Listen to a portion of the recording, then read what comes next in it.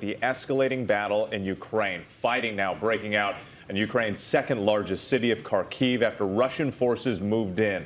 This following the ongoing bombardment of Kyiv and video capturing a fire at an oil depot outside the city near an airbase. New images now of fighting across the country, crews sifting through rubble looking for survivors.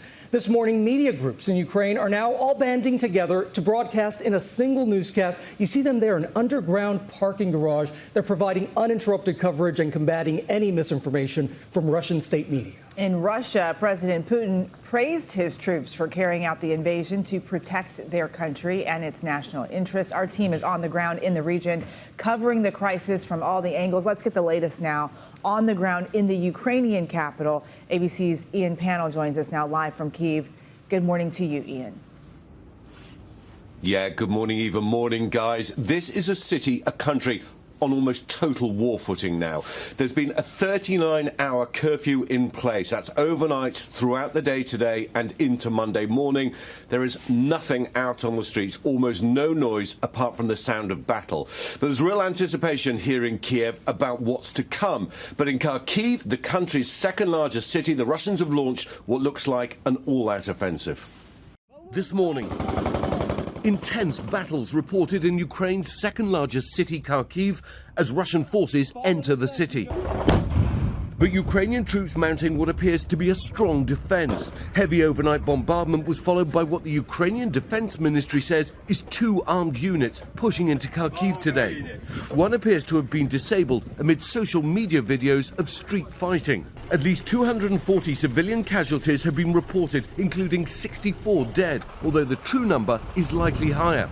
The Russian attacks also focusing on key infrastructure. We filmed a massive fire burning south of Kyiv, lighting up the night sky after an oil refinery was struck. Although Russian forces are more powerful, Ukrainian troops and civilians are putting up a stiff fight. A senior defense official telling ABC that Putin's troops have run into more resistance than anticipated. But the Kremlin this morning claiming more than 400 Ukrainian service members have surrendered. The country's president, Zelensky, refusing to leave the capital, rallying his countrymen, saying, "We will keep fighting, and if babies come into this world, even under shelling and fire, then the enemy has no chance in this war."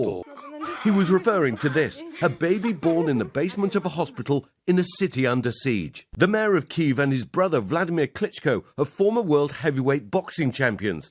They're rallying the city and appealing to the world. Stop this war that Russia has started. US officials saying that more than 50% of the 150,000 Russian troops amassed outside of Ukraine are now inside the country. In Kyiv, the military and civilian volunteers lining up to receive weapons, ready to dig in and fight to protect the capital. We want to make sure that the world knows that Russia's main target is right now to take the city. Under curfew and the threat of bombardment at any time, Ukraine 24 anchors moving their reporting to a parking garage.